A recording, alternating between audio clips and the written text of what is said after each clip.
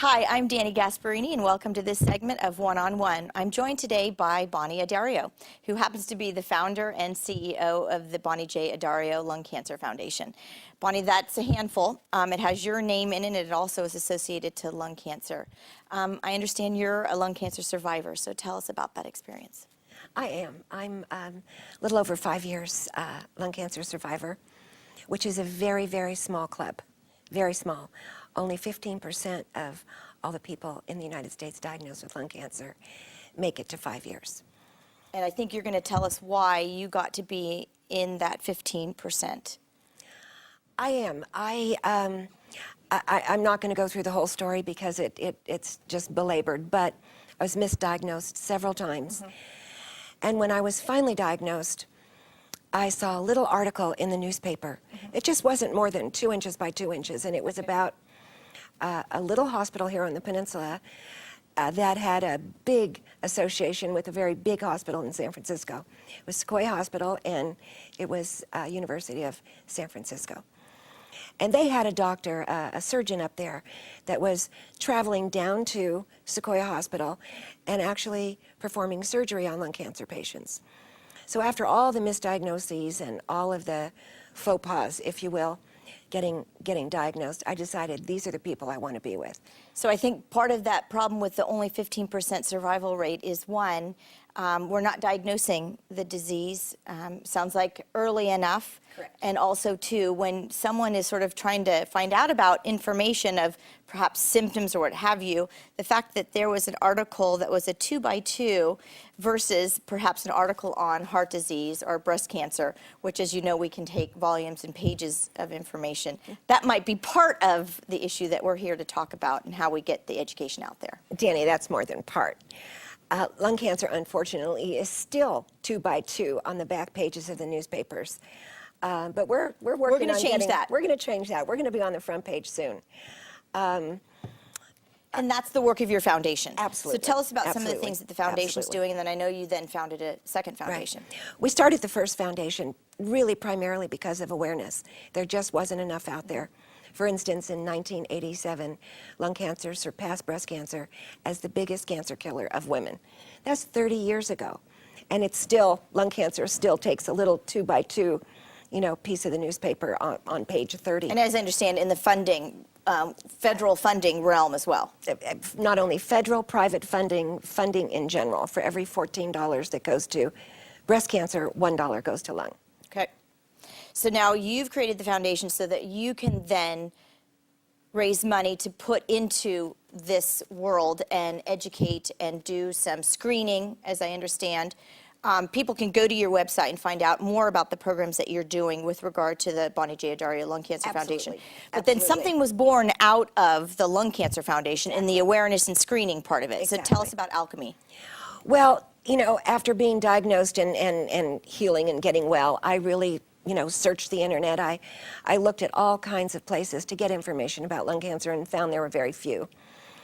Also, very little research really taking place for lung cancer as well.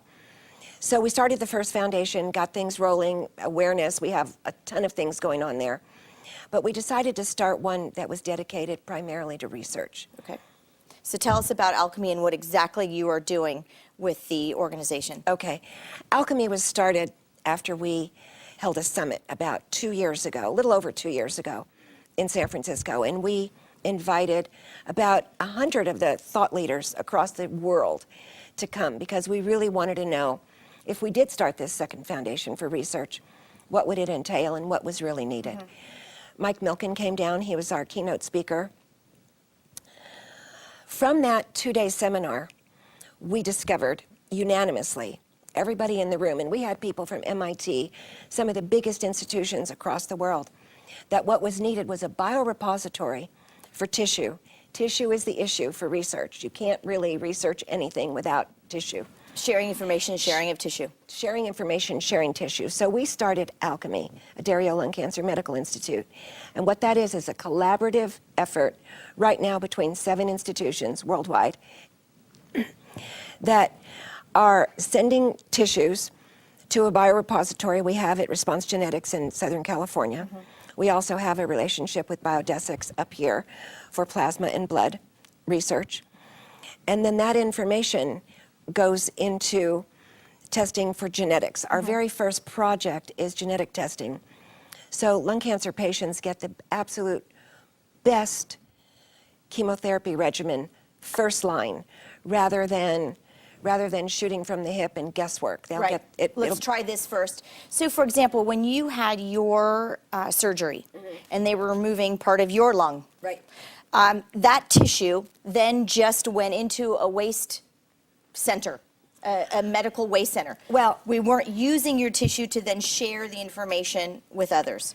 No, I was lucky enough to have my surgery at UCSF. Okay. So my tissue went into the repository at UCSF. Okay. So my tissue was used for research. But did anybody else have access to that information? No, Any just other UCSF, institution? just Okay. UCSF. And that's what you're trying to change. That and the community hospital. We're bringing community hospitals into this as Interesting. well. We just signed Hoag Hospital in Newport Beach in Southern California, which is they do over 500 lung cancer surgeries a year. They will be part of this consortium as well. Currently in community hospitals, tissues from all cancer and life-threatening diseases are discarded. They're not used for research. They're not shipped to labs. They don't go anywhere. And this is just a gold mine of potential information and Right. potential research. So we're the only ones that really have this collaborative official consortium between institutions and including community hospitals. And it allows, I was just going to say, the smaller hospital to gain the access and information that some of our teaching hospitals, of course, have. But it doesn't allow smaller communities to have that same information. It gives the community hospital tenfold opportunities. One, to be part of research because their name will go forever on whatever research is found with these tissues. But it also sets them apart from the other community hospitals in their area because they are participating in research. And that helps a great deal when these community hospitals are going out for their own funding. Right. Because the patient says, well, what are you doing? You know, Bonnie, I want to move off a little bit of the research part of what you're doing and sort of talk about the face of lung cancer. Because I think what happens is when we start talking about lung cancer, people will automatically say, yeah, it's that 60-year-old male smoker. Right. And, you know, he made a choice to smoke. Right. But you tell me about the face of lung cancer. Well, over 25% of the newly diagnosed cases of lung cancer are with people that have never smoked, never been around secondhand smoke, and more importantly, and ironically, are very young. We have a little girl right now up in San Francisco. Her name is Jill Costello, and her Berkeley just had a big run in honor of our foundation and Jill last weekend. 20 years old. 22 years 22 old years now. old. 900 kids in Berkeley running for Jill. This is happening all over the world. And what we're discovering is they have a different genetic profile than what was deemed the smoker lung cancer years ago. Even when I was diagnosed, it was still considered a smoker lung cancer. But in the 40s, 50s, and 60s, and 70s, almost everybody smoked.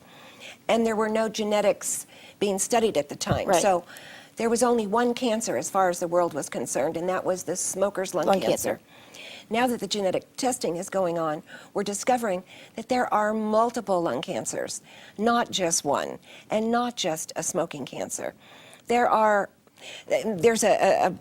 two genes that are doing amazing things keeping people alive right now. One is an EGFR mutant gene, and the other is this ALK gene, that are allowing people to take a targeted drug, just a pill. They're not getting hooked up to infusions and toxic chemicals and all of those things. First-line therapy that is really extending lives. Well, I want to make sure that our audience knows, because we have to wrap up our segment, that they can go to either one of your websites, the Bonnie Addario Lung Cancer Foundation, or even Alchemy, find out more information, contact you directly, you take emails. Absolutely. And people can learn more and more about what is the truth in lung cancer. Bonnie, thank you so much for joining me today. We are just about out of time, and thanks all of you for joining me on One on One.